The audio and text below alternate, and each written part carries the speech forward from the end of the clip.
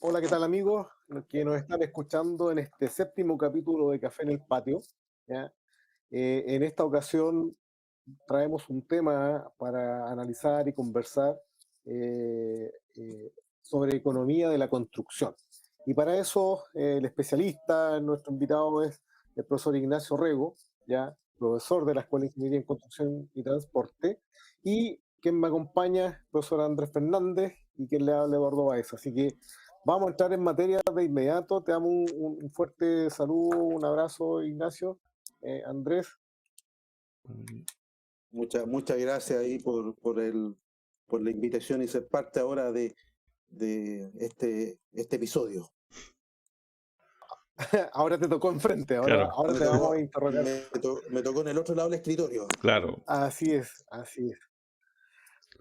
Oye, para partir, para entrar a calentar el tema, digamos. Oye, economía de la construcción. ¿Qué vamos a entender por economía de la construcción? No, no sé, pues yo soy especialista en transporte, entonces la economía del transporte tiene que ver con demanda de pasajeros, la oferta de los servicios de transporte, la oferta de infraestructura.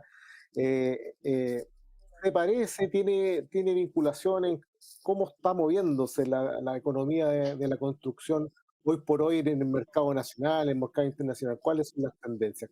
¿Cómo lo ves?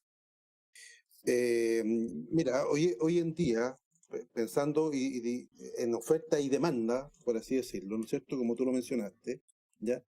La oferta está bastante alicaída, ¿ya? En este momento. Nosotros acuérdense que estamos en un proceso de recesión técnica. El año ya es un crecimiento muy bajo y el próximo año 2023 el crecimiento de este país va a ser negativo, y eso es lo que dicen todos los especialistas, todos los expertos. eh, y siempre cuando un país no crece, el primer afectado siempre es la construcción. Siempre. Yo siempre digo, cuando uno va a un país y veo muchas torres de edificios en la ciudad, dice, ya, a ese país le está yendo bien. La construcción en general genera el 7% del Producto Interno Bruto. Poco, ¿no es cierto? Entre 7 y 8%, digamos. Entonces, es una industria bastante activa. Genera el orden del 700.000, 800.000 empleos. Entonces, cuando a la construcción le empieza a ir mal, ¿ya? Aumenta el desempleo de forma Wow. automática. ¿Ya? Ya. Por el lado de la oferta, ya hay empresas como Protec, una empresa grande, ¿ya?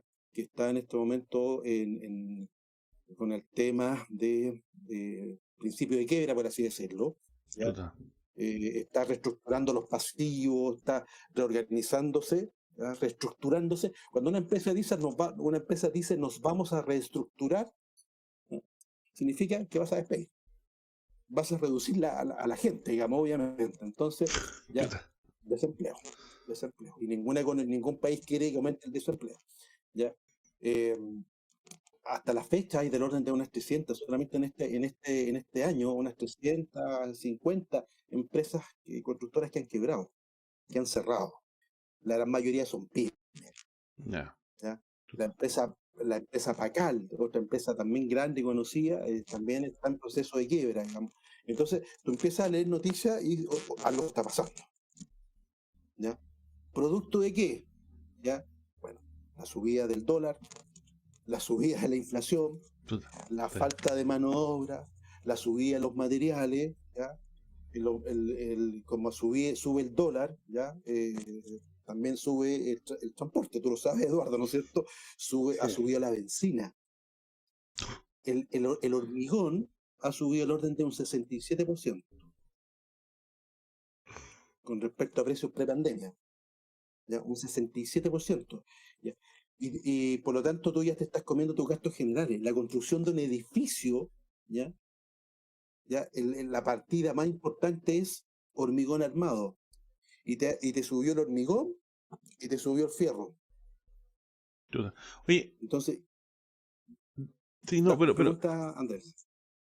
a ver, yo entiendo que pueda subir el fierro porque es importado. Pero, ¿por qué el producto nacional, como el hormigón, sube de precio? que como, no sé qué tiene de afuera, porque claro, hay transporte, pero no creo que sea tan fuerte el impacto del aumento del precio del combustible. O sea, ¿por qué hay un crecimiento también de los precios internos? Eso no lo entiendo. Bueno, bueno, también a las empresas proveedoras les pasa varias cosas. Piensa que la empresa Hormigón también es una empresa proveedora. ¿Ya? Y como empresa proveedora, uno de los temas que yo me he encontrado recurrentemente en este mundo, ¿ya? Es, eh, ¿puedo pagarte a 90 días? Oh, chuta. Ya. Entonces, el pagarte a 90 días o pagarte 60 días y a veces un poco más, ¿no es cierto? Implica que esa empresa proveedora se tiene que endeudar. A la empresa proveedora tienen los mismos problemas de materiales y los mismos problemas de mano de obra. Por lo tanto, Ya. también le suben los costos de mano de obra. Sube el costo del transporte, ¿ya? Entonces, te empieza a subir, pues. Ya. Y las empresas no van a sacrificar margen, estas empresas proveedoras no van a sacrificar margen. Entonces, le incorporo todos esos elementos, más el costo financiero, Ahí subía. obviamente te sube el precio final. Y ese precio final te afecta a tu costo unitario de presupuesto, ¿ya? De la construcción. Te afecta, digamos, obviamente. Entonces te afecta el costo directo, por así decirlo. Y te empiezas, como se dice vulgarmente, y perdonen la expresión, a comerse los gastos generales. Y No. después de que te comiste los gastos generales muy rápido, te empiezas a comer la utilidad. Los Y lo que, márgenes ahí de... claro, y lo que hacen muchas empresas empiezan el famoso bicicleteo, la bicicleta. Te pagan en una obra, parte de eso, empiezo a repartirlo en la otra obra, porque tengo que cumplir compromisos de pago. Wow. Me comentaba Oye, una alumna del posgrado, me decía, llevamos 6 meses que no nos pagan las cotizaciones, Wow. ¿ya? Y a mí como profesional, ¿ya? Ya han habido 2 meses que el sueldo me lo pagan el 15 del mes siguiente, que están ya no me lo desfasando pagan a fin 15 de mes, días, digo. ya Claro. están pasando 15 días. Entonces tus compromisos de pago, también uno como persona natural, tus compromisos de pago, si yo tengo que pagar los días 30 y no me están pagando, tengo que Te ocupar endeudas. mi línea de crédito, Claro, te endeudas. de endeudar. Y esa deuda la empresa no la va a asumir, problema de uno, digamos. Y eso mismo tú lo puedes extrapolar con proveedores, subcontratos, etcétera, etcétera, etcétera, digamos. Entonces el tema es complicado, muy complicado. Oye, Ignacio, y ahí, aquí hay una mirada de la oferta, cómo se está moviendo, cómo se está acomodando, pero por el otro lado, vamos a la vereda al frente, aquí hay quien nos va a tirar esa oferta, digamos, cómo se está comportando la demanda tanto por ejemplo, de construcciones habitacionales, como por ejemplo nosotros las personas que se quieren comprar un departamento por primera vez o quieren comprar, por ejemplo, una casa, etcétera. Y la otra demanda, la otra gran demanda de infraestructura, el Estado, grandes inversiones a nivel país, digamos, ¿cómo se está comportando esa demanda? Sí, vamos por dos partes tu respuesta a tu pregunta. Primero las personas, ya que quiero comprarme un departamento, quiero comprarme una casa, ya mediante un subsidio o no, digamos, ya. Primero te subió la tasa de interés. Claro, La los tasa de bancos. interés está altísima, ¿ya? Entonces, eh, si yo gano 1 millón de pesos, por darte una cifra cualquiera, digamos, entonces yo tengo que destinar por lo menos 250.000 pesos para ese dividendo. Entonces, según mi expectativa, yo podría comprar un departamento de ciertas características. Ahora, esta realidad de hoy día, ¿ya? En vez de pensar un departamento de 3 dormitorios, a lo más te alcanza para uno de uno. Mm. Por lo tanto, sigo arrendándolo. La gente, yo lo vi con el caso puntual de mi hija, y perdonen que me haya algo tan personal. Mi hija con su novio querían comprarse una casa, ¿ya? Entre los dos tienen muy buena renta. ¿Ya? También un poco cuando quieres comprar algo está en función también de tus expectativas. Quiero esto, tantos metros cuadrados, qué sé yo, etcétera, Claro. etcétera. Quiero un terreno más o menos grande o no, qué sé yo. ¿Ya? Y no les daba. Y el único lugar donde les daba era en Pudahuel. Pudahuel, Soronavia, qué sé yo. Y obviamente, pucha, no voy a decir algo que tal vez un poco incomoda a algunas personas. No, pues yo quiero seguir viviendo donde estoy habituado, weón. En No me el quiero cambiar barrio. de ese entorno, de mi barrio. No le alcanzaba. Chuta. No le alcanzaba por ningún lado. Tenían que, por lo menos, entre los dos duplicar su sueldo. Dada la realidad hoy en día. Imposible. Entonces, la gente sigue arrendando, por lo tanto, la empresa, y hoy día está en el gran problema inmobiliario hoy en día, es que nos está, ¿cómo se llama? Ha bajado mucho la venta de oficinas, mucho. Piensa que la gran mayoría de las empresas, por otro lado, están con teletrabajo, por lo tanto, pisos completos que tenían arrendados para su gente, lo han devuelto.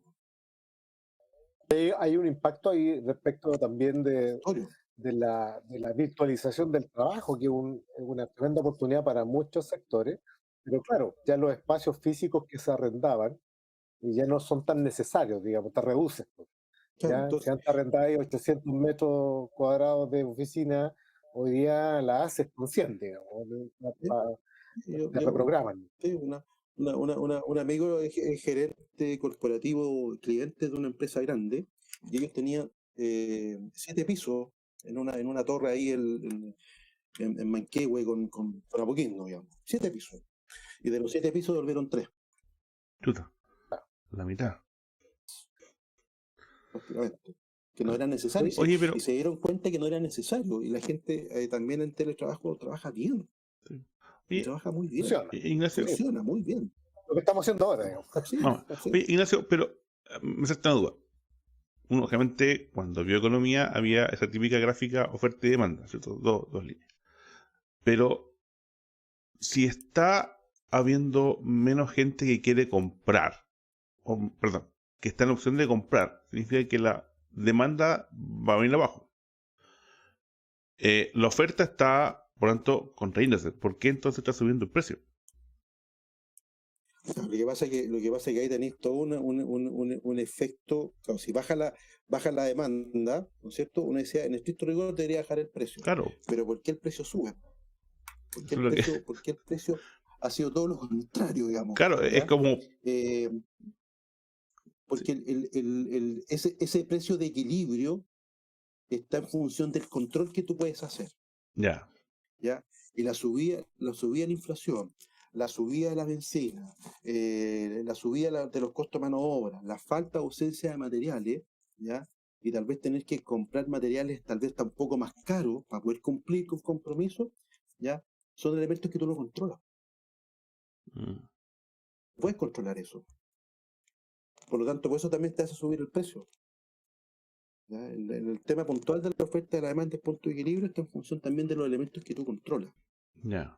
¿Ya? Y, Acuérdate que y- el precio de equilibrio te genera el margen, qué sé Sí, yo, el claro. precio, el costo, todo el tema. Pero al subir el costo, obviamente te va a subir el precio del punto de equilibrio. ¿Ya? Pero perdón, no te sube el punto de equilibrio, sube el precio, pero no te sube el punto de equilibrio. No.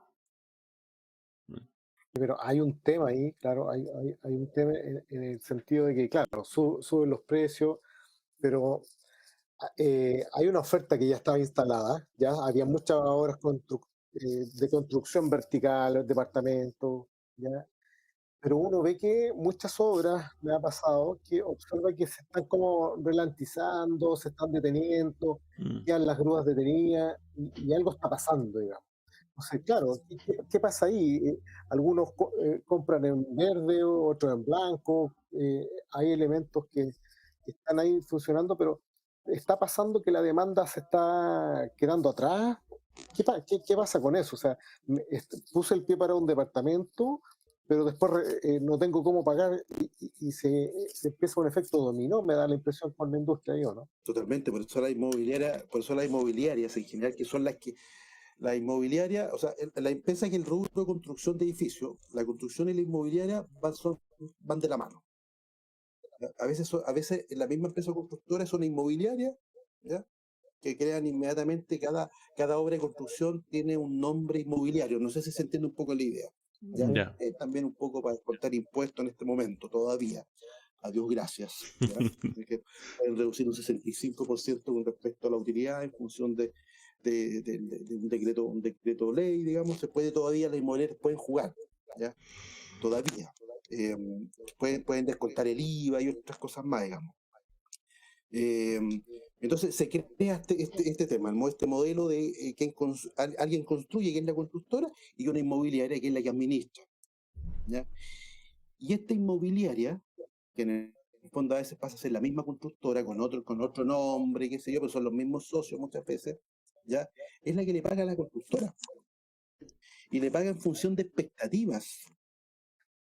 Y si esas expectativas ya está en función de la gente que va a comprar, y la gente que va a comprar disminuye, ¿ya?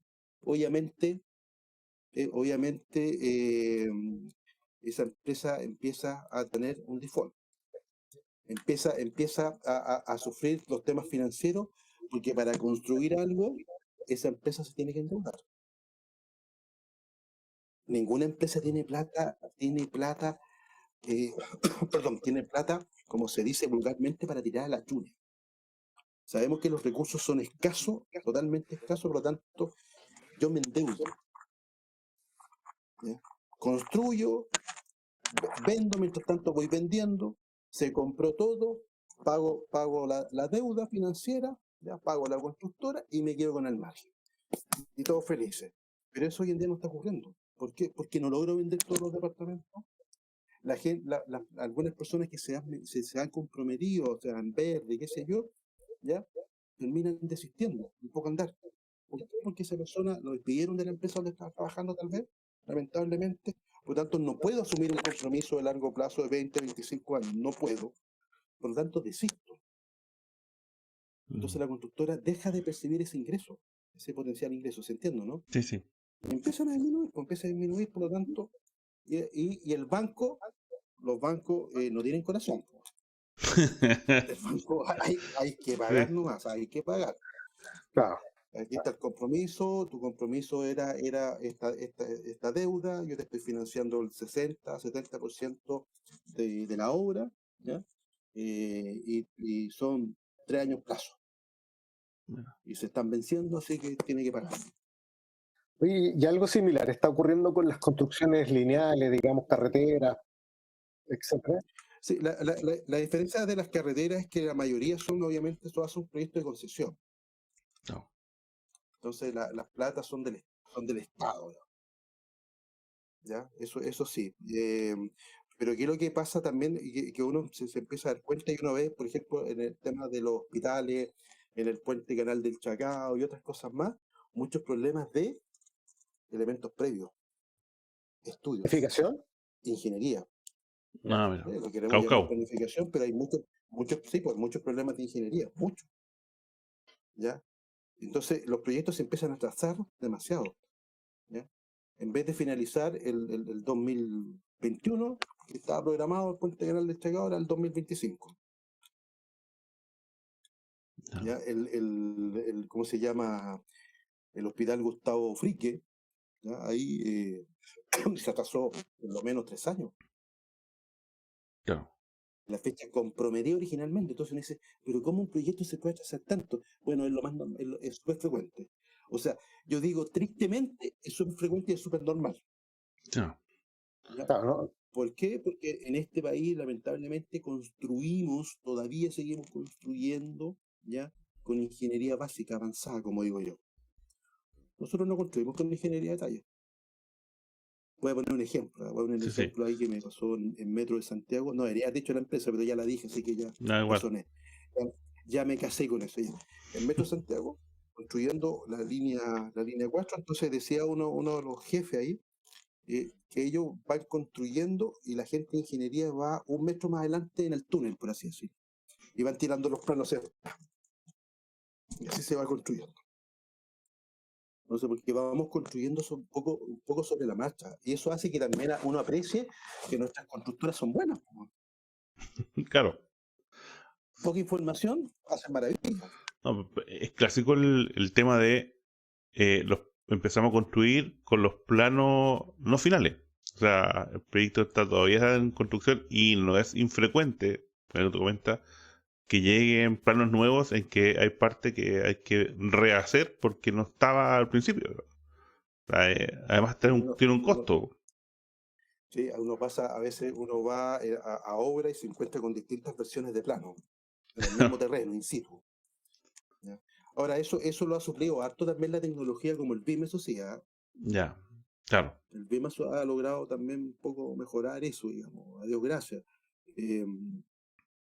Pero estamos hablando del BIM no solamente en 3D, sino también en 4D, digamos, para poder hacer gestión.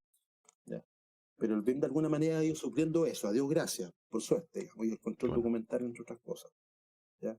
Pero eso uno se encuentra, yo me he encontrado frecuentemente con el tema de los planos, en una obra, por ejemplo, ahí frente a la Plaza Perú en Las Condes, el edificio 3000, 9 subterráneos, y tuvieron que rehacer un montón de ductería en los 9 subterráneos. Wow.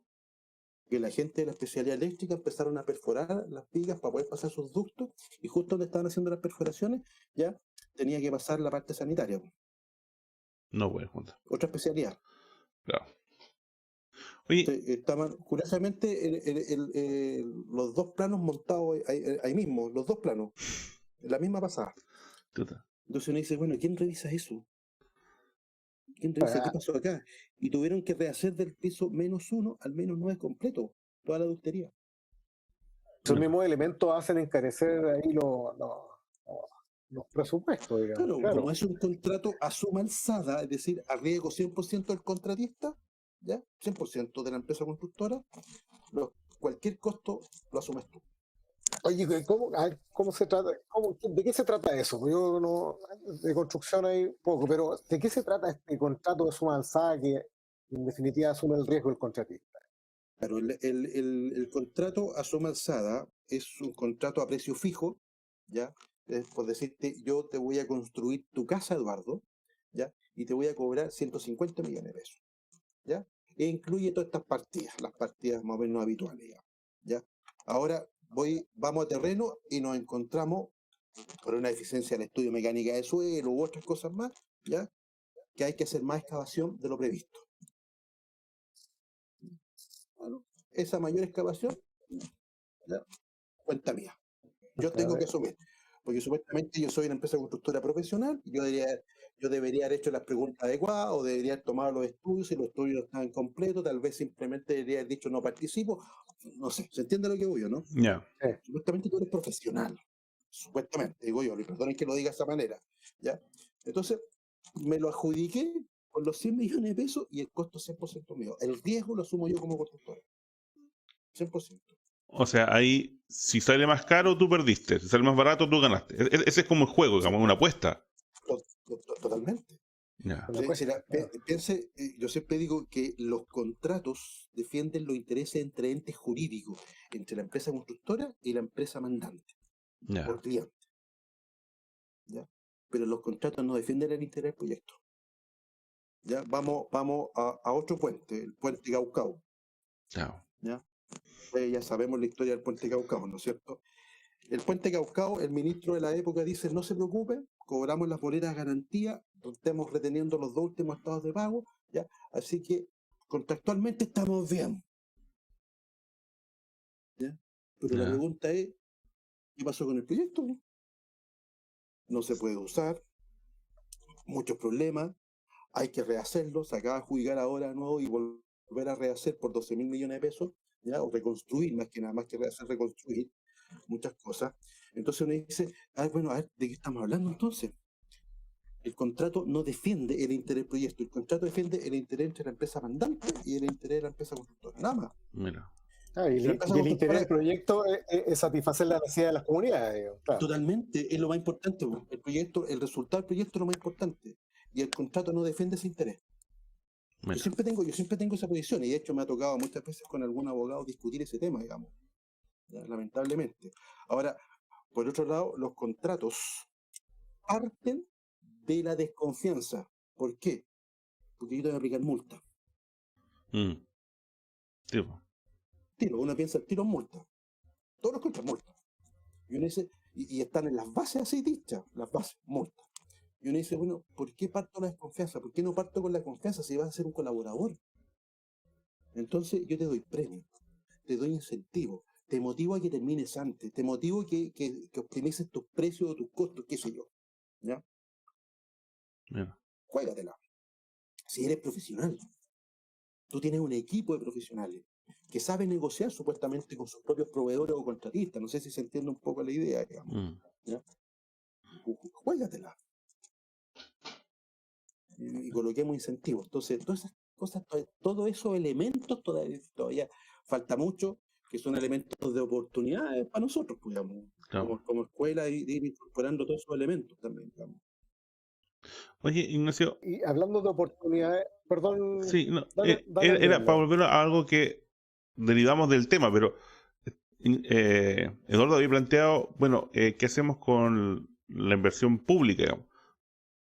Y sobre todo pensando que como estamos en una situación que tú comentabas de recesión, la clásica respuesta que todo el mundo escucha, que uno siempre lo ve y sale mucho en las noticias, es como, no importa, hagamos inversión pública y que realmente van hacia el área de concesiones, incluso también vivienda por el Ministerio de Vivienda, pero esa inversión pública para el próximo año, por ejemplo, ¿sería útil?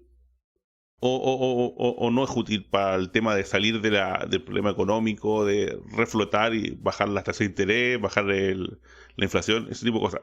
¿Funciona o no es tan útil? O sea, uno dice, en estricto rigor, funciona o debería funcionar, pero cuando uno hace una inversión pública en concesiones, en un proyecto vial, en un proyecto de infraestructura, entendamos infraestructura, sea aeropuerto, o sea, Claro, qué sé yo, el tema, el tren de Santiago al Paraíso, ya, claro, un hospital, lo que sea, ¿no es cierto? Eh, Requiere, todo pasa por licitación. Y antes de cualquier proyecto de infraestructura en general o de vivienda, hay que hacer ingeniería, hay que hacer diseño. ya, Y hay que hacer diseños preliminares como diseño de detalle, de construcción. Y entre el diseño preliminar, el diseño de construcción, y para poder empezar la construcción, por lo menos 2 años. Es decir, todo el dinero que, lo voy a decir, no digo todo, pero una parte de ese dinero va a hacer estudio, ingeniería, no a ya. construir. O sea, habría que tener Entonces, la pregunta es habría que una tener como alternativa una mucho cantidad mejor, de obras planificadas. totalmente. Ya. Yo siempre digo, o sugiero, o pienso más que nada, que sería interesante darle más autonomía a los gobiernos regionales. ¿Por Yo te iba qué? a Porque preguntar ahí qué tan eficiente es la Claro, centralización de los proyectos versus la descentralización de los proyectos. sí, yo creo que debería descentralizarse, porque los gobiernos regionales como los municipios tienen más y mejor información de las mejoras de infraestructura en la comuna o en la región en general. Por lo tanto, pueden focalizar en proyectos mucho más rápido. mm, Y ese recurso que está destinado en ello se materializa en la construcción mucho más rápido. Pero ¿cómo afecta el estándar ahí? Porque si hay un organismo, pasa con los recursos del transporte también. Hay un organismo centralizado que tiene un estándar definido y para integrar y dar los recursos a las regiones, etcétera. ¿Qué pasa con la construcción? No afecta el estándar porque voy a tener, no sé, pues, de 16 departamentos, 16 entes preocupados de los proyectos regionales versus uno solo que va a cuidar el estándar que se haga como está definido para todos lados, digamos. O sea, ¿Afecta eso? la pregunta es, durante todos estos años, ¿qué tan eficiente ha sido ese estándar, digamos? Ya. En este ministerio puntual, digamos, ¿ya? Nosotros seguimos con déficit habitacional, ¿ya? Y Seguimos, cada vez está peor, digamos. sí, pues obviamente por la inmigración también y todo ese tema, y también es importante tenerlo claro, digamos. Pero estamos con un déficit habitacional tremendo. Valparaíso y obviamente en el norte son las que más la llevan, por así decirlo, digamos. Eh, Queda todavía mucho camino por recorrer. Entonces uno dice, ok, el estándar es importante, qué sé yo, pero la pregunta es qué han hecho. ¿Dónde se están yendo los recursos entonces, digamos? ¿Por qué seguimos con ese déficit? Entonces, el dinero que estamos destinando entonces no es suficiente. Bueno, ahí el Estado tiene que andar. Acuérdense que el Estado no es una empresa que genera recursos. Necesita recursos, necesita ayuda de sí, Necesita impuestos, ¿no es cierto? recursos, claro. Necesito para poder cumplir con los compromisos. Entonces, y como a su vez también ha aumentado la deuda pública, por así decirlo, parte del dinero que recauda tiene que también pagar deuda. claro. Antes, mucho antes, hace varios años, 10 años atrás, no era tan así. No era tan así. Nosotros teníamos un nivel de deuda pública muy bajo. Hoy en día la deuda es bastante alta. Entonces, gran parte de lo que recaudamos tiene que ser para pagar. De hecho, ya el ministro de Hacienda, en su viaje a Nueva York reciente, decía, ya conseguimos 12.500 millones de dólares. Y todo es para invertir, no, para pagar deuda. O sea, Mira. si nos tuvimos que endeudar como Estado para poder pagar deuda o compromisos pasados. O sea, bicicleteo 100%. Por así decirlo, hay que empezar a ordenarse, digamos. Claro. Ya, si al final en este momento el Estado gasta más de lo que le ingresa, pues, digamos. Por eso tiene que endeudarse, digamos. Claro. Gasta Para más. cumplir. Por eso uno dice, ¿qué tan eficiente? Entonces tal vez los gobiernos regionales pueden ser más eficientes en sí. Pues. Yo estoy hablando desde una base simplemente de una opinión.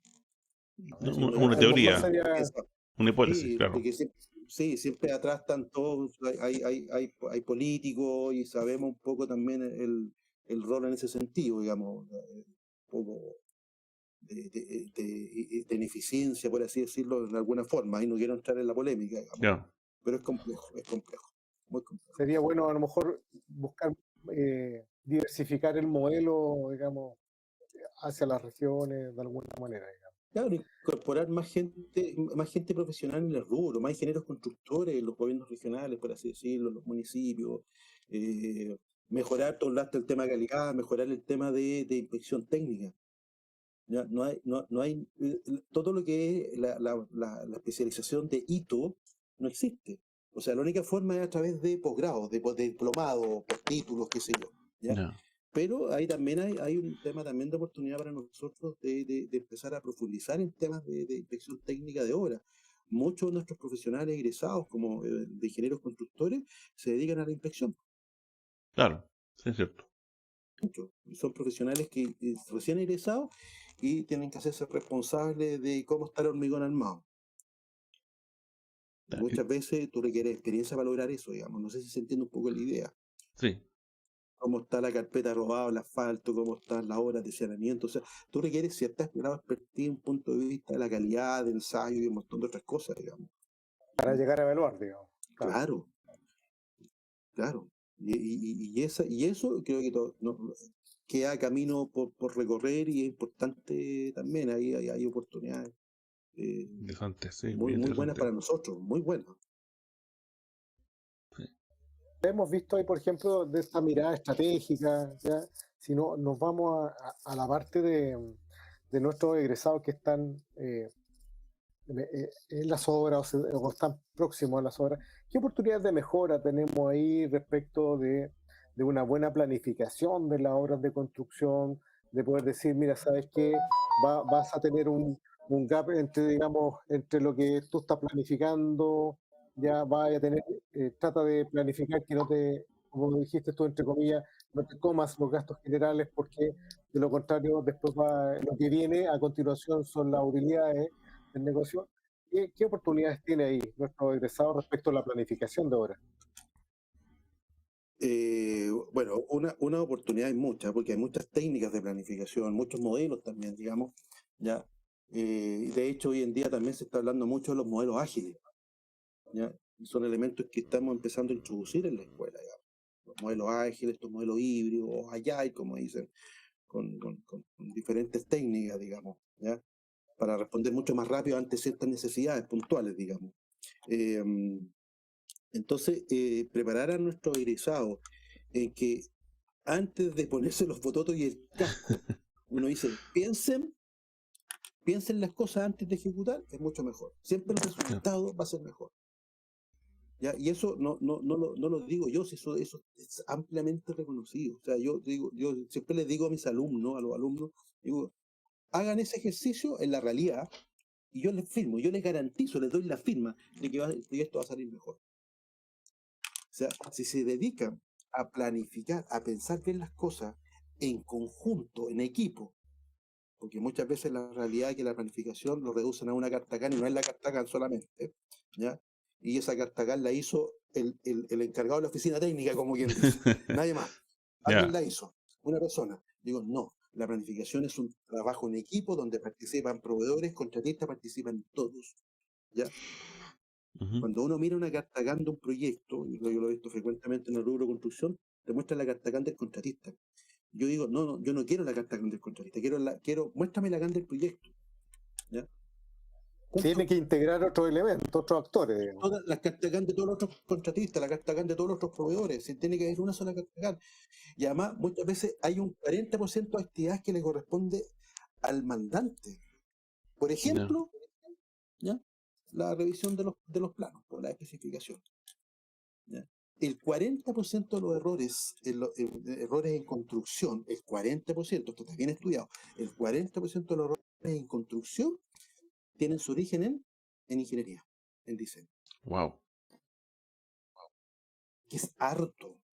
Entonces, algo está pasando ahí, en esa etapa temprana. Algo está pasando, algo que no estamos focalizando. ¿Ya? Andrés dijo, estamos construyendo rápidamente, o sea, tomamos el primer plano antes que lo firmen y empezamos a construir. Claro, sí, Ese es un error. Es un error frecuente. Pero, Lamentablemente. mira, tenemos identificado errores.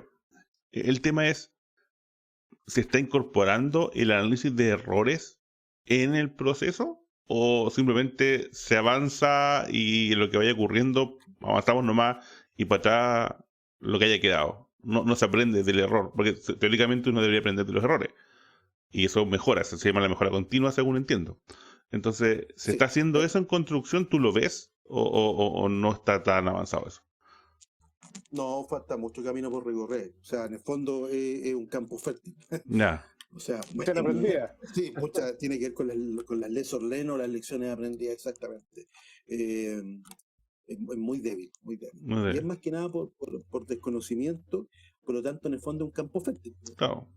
O sea, hay mucho que hacer todavía por ahí, mucho. Es una gran ventaja en ese sentido, porque tenemos el toro por nuestro lado como escuela, de poder a los alumnos introducirle el tema de las lecciones aprendidas, y eso yo lo abordo puntualmente en los ramos de pregrado en gestión de proyectos de obra civil, todo lo que es el cierre de un proyecto y la transferencia de operaciones, que por ahí tú lo mencionaste, Eduardo, el tema de lo que viene después. Ya. Claro, ¿qué pasa después qué pasa después del corte cinta, digamos? Claro, lo que viene después del proyecto es más importante que el mismo proyecto en sí. No. Es una regla máxima en la construcción. Lo que viene después es más importante. Y a mí me pasa pero obvio, a mí me pasa muchas veces que tú estás con gente en la asesoría, por así decirlo, que llevan 20 años en la empresa. Para poner un ejemplo, ¿no? 20 años. ¿Cuántos proyectos has realizado? 15. ¿Ya? Y siguen cometiendo en el proyecto 15 los mismos errores del proyecto 1. Chuta. Entonces uno dice, a ver, ¿dónde está el aprendizaje? ¿Qué pasó?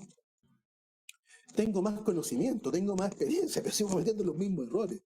Sigo cometiendo los mismos errores de ingeniería, sigo cometiendo los mismos errores en materiales, en recepción, en lo que sea. En comunicación, en liderazgo, en toma de decisiones, bla, bla, los mismos errores. O sea que pudiera ser que un egresado se hiciera experto en análisis de forense de las obras anteriores para generar mejor. O sea, esa asesoría costaría millones, o sea, por cada obra. De hecho, hay profesionales en el mundo que se dedican a la mejora continua.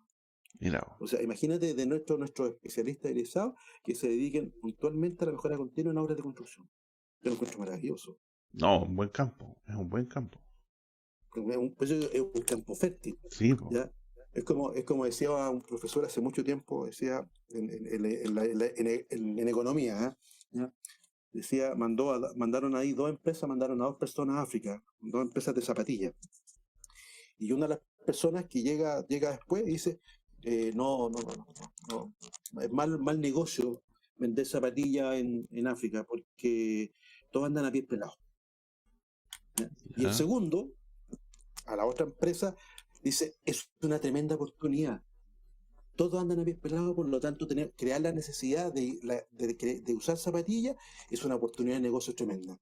Miren la mirada distinta, ¿se entiende, no? Sí, no, claro. Acá tenemos una oportunidad de poder incorporar en nuestros alumnos todos estos conceptos de mejora continua, todos estos conceptos de sostenibilidad, por así decirlo también, todos estos conceptos de lecciones aprendidas. ¿ya? Especializarse un poco en ese tema. Hay un montón de técnicas y herramientas al respecto, muchas técnicas. Aquí no vamos a hablar de esas técnicas, no tiene sentido, No. digamos. Pero empezar a profundizar.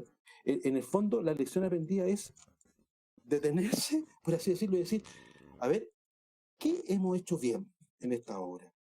¿Qué hicimos mal? ¿En qué nos equivocamos? ¿Por qué es importante hacer eso? Porque estas mismas respuestas, ¿ya?, son mejoras para el siguiente proyecto. Claro. Claro. Y vamos incrementando nuestro nivel de madurez y vamos reduciendo esa brecha de variabilidad de errores, por así decirlo.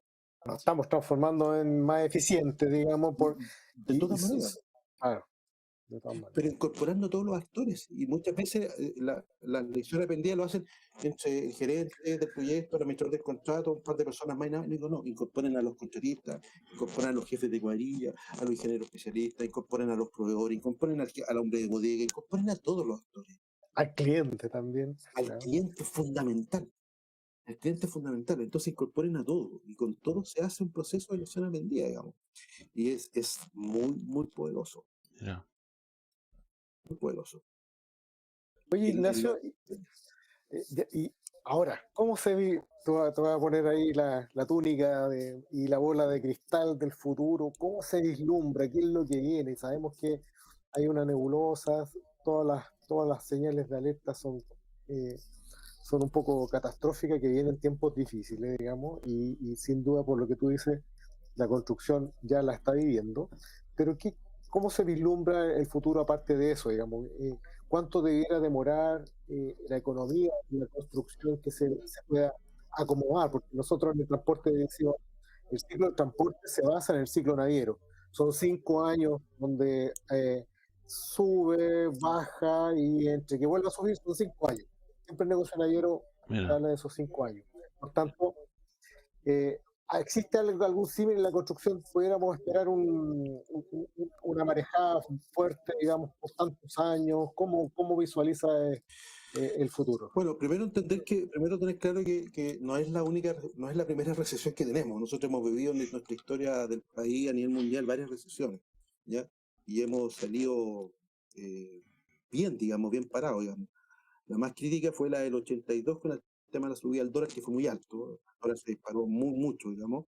No como lo que tenemos hoy en día, digamos, que fue bastante crítico, pero logramos salir. Y eso costó el orden de unos 5 años de recuperación, ¿ya? Las otras crisis, la crisis financiera, la crisis subprime, todas estas cosas, nos costaron 1 año y medio, 2 años, digamos, ¿ya? Todo el 2023 se ve crecimiento negativo. Ya. De todas maneras, por lo tanto, yo creo que el 2024, a fin del 2023, 2024, ya se va a empezar a ver una mejora notoria, digamos, ¿ya? No, bueno. Notoria, Bien. digamos, eso de todas maneras, ¿ya? Y ya obviamente ya después del 2025 yo creo que vamos a estar bastante más estables. Tal vez más adelante vamos a volver a vivir y tal vez, no sé si se asemeja cada 5 años, digamos, es muy difícil predecir esas situaciones, ¿ya? Pero sí, vamos a volver a repetir estos ciclos permanentemente. Yo siempre le digo a mis alumnos, ustedes tal vez están experimentando la primera, en forma consciente, la primera recesión, ¿ya?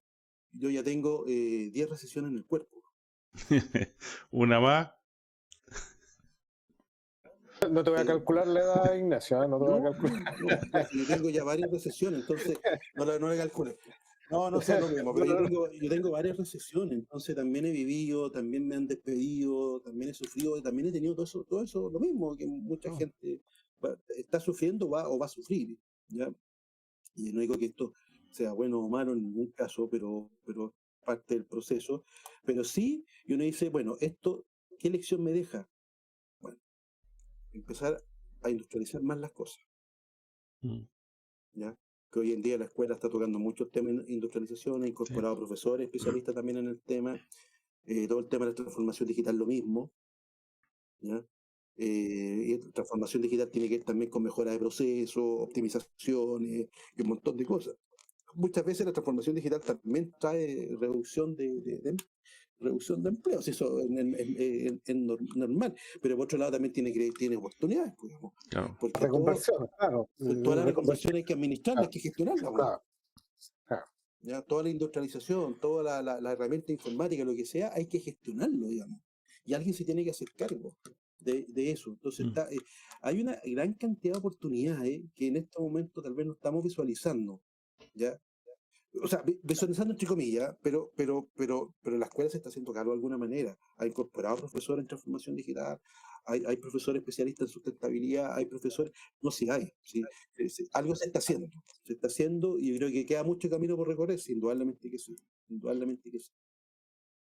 Pero yo creo que el tema de la industrialización y la creatividad y mejorar el proceso es como decir, ya, hoy en día, voy a poner un ejemplo bien ridículo para que se entienda.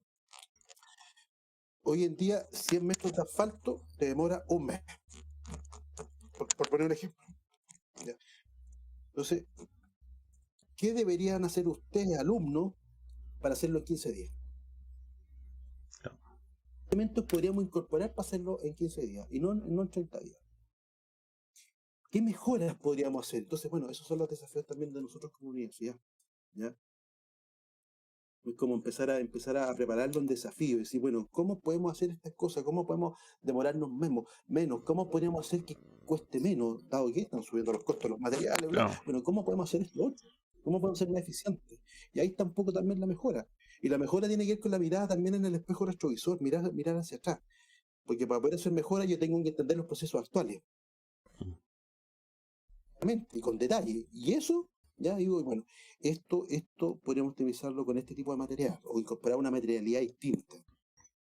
Esa materialidad distinta, especialmente en proyectos, obras de infraestructura, también tiene que venir de la mano en las bases en función también de lo que, o sea, también hay que convencer a la autoridad, empezar a incorporar esos elementos. No sé si se entiende. Sí.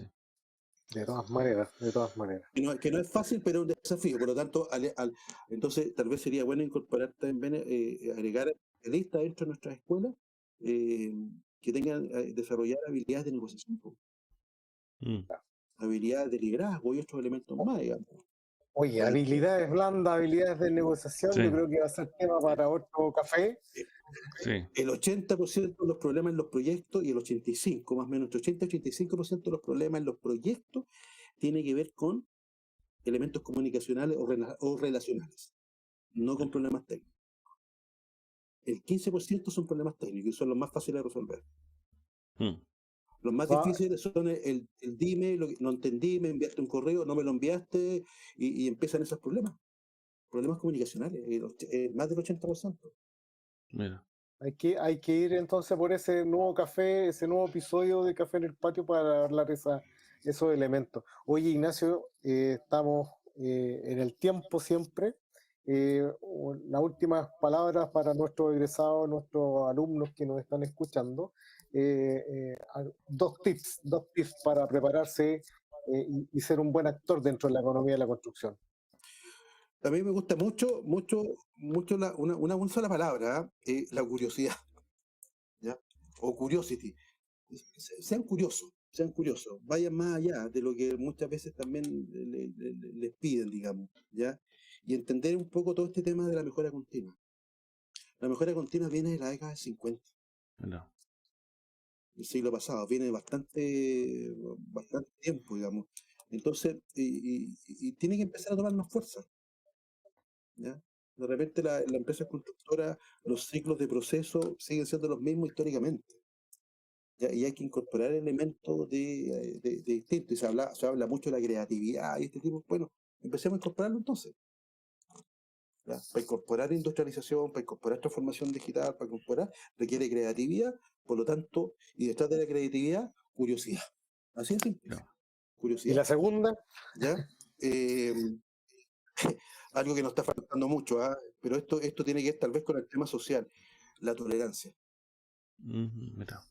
Yo siempre digo que la tolerancia es tremendamente importante, el respetar, porque hay distintas posiciones, distintas visiones, y respetar y aglutinar todo eso, ¿cómo se llama? Para poder elaborar algo concreto, consensuado, por así decirlo, ¿ya? Es tremendamente importante. Y esto tiene que ver con lo multidisciplinario, por así decirlo, ¿ya? Así que un poco también la curiosidad y la tolerancia son dos palabras que me encantan. Bueno. Mucho. ¿Ya? Muy bien. Hoy hemos transitado por un camino entretenido, muy interesante el tema. Le damos gracias al profesor Ignacio Riego por traernos este tema de la economía de la construcción. Estamos concluyendo nuestro capítulo 7 de Café en el Patio, junto al profesor Andrés Fernández y nuestro invitado Ignacio Riego. Muchas gracias, Ignacio, por compartir los conocimientos y dejarnos ahí los últimos elementos hacia los que nos están escuchando. Les enviamos un saludo y nos estamos viendo en el capítulo 8, Dios mediante, en muy corto tiempo más, con otro tema interesante para nuestros seguidores. Chao, chao. Muchas gracias. Que Chao, estén nos bien. vemos. Gracias, chao. Chao.